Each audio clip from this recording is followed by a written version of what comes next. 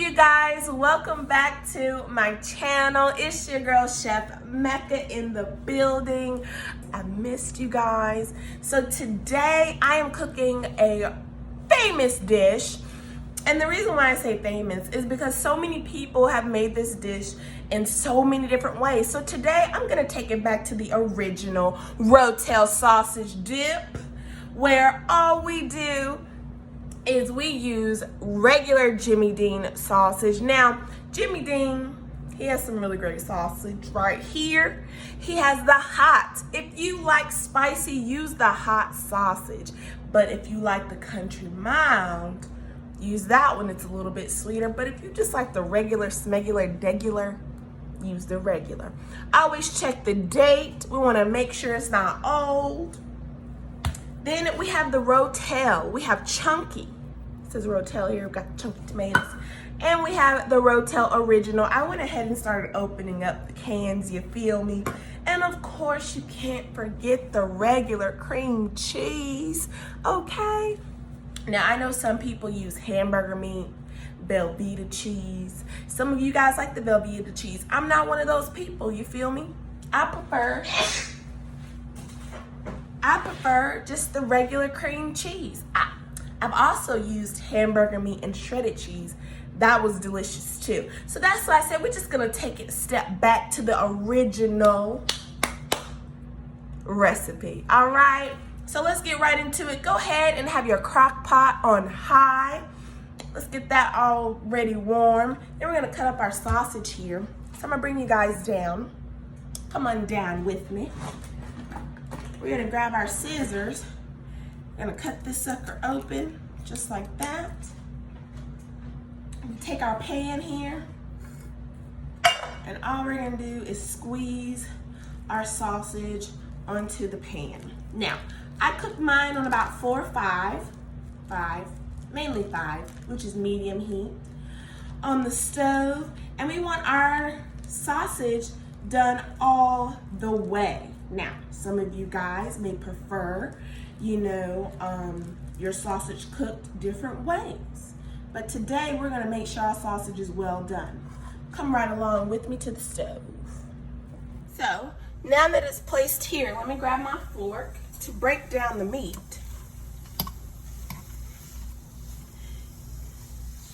Make sure it's broken down evenly. And while this is cooking, we're going to place our Rotel and our cream cheese in the crock pot.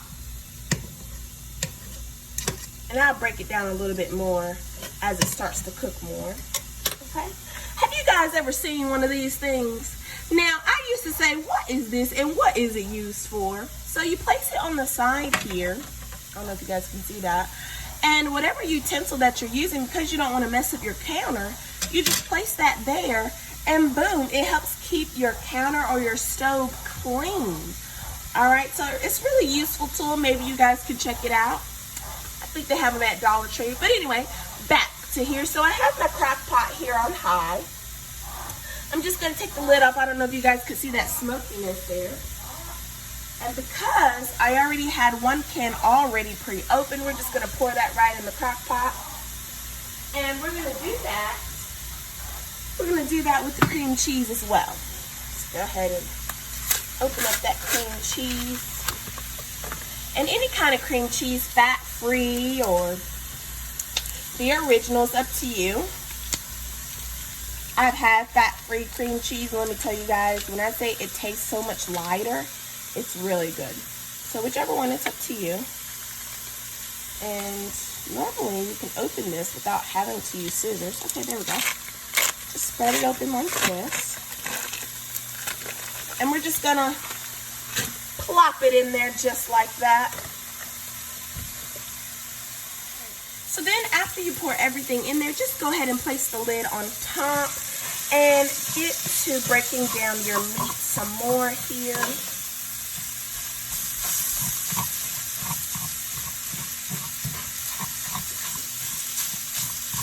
Now, how did I find out about this recipe? So big shout out to my mom here. She used to cook this way back in the day. Now let me stop, not back in the day, but back when I was younger and she used to take it down home to my family on her side, and they loved it and stuff. So now we just cook it just to have it, you know. So I said, well, why not I just make a video and show you guys how we make it, and then you can go from there and finesse the recipe to your liking. That's pretty much how we all learn how to cook anyway, is we take someone else's recipe, we use it, and we add our own little pizzazz to it. So as you can see, the meat is starting to get darker here. And yes, you guys want to make sure you cook your meat up here first before you place it into the crock pot. And again, I have my crock pot here on high. And it doesn't take long. I say roughly 30 minutes, give or take, for the entire meal. And I'll show you guys the finishing touches. Okay, so at this point, your meat is going to start browning. And with it browning, that's a good thing. So I'm going to give it a few more minutes before I put it into the crock pot. This is how your crock pot should start to look. It's getting hot and warm here with the cream cheese and the Rotel. And then we're going to add our sausage into the crock pot in a few moments. So now everything is together. Some people will use a plate with a paper towel on it and put the meat on that to drain the excess grease. I don't. I just pour it straight in there. Sometimes it has grease, sometimes it doesn't. Also, what some people may do is they may take their spoon here and give it a big stir. I like for all of it to melt together. So like I said, I would say give it 15 to 20 minutes, and we'll come back to it and stir it all together and it'll be done. Let me grab the lid to close this sucker up. Whereas before I didn't lock it because we still had to put the meat in there. So now I'm going to completely lock the crock pot. We have it locked and sealed. Again, it's on high. We're gonna let that sucker cook. All right, you guys, let's open it up and take a look here.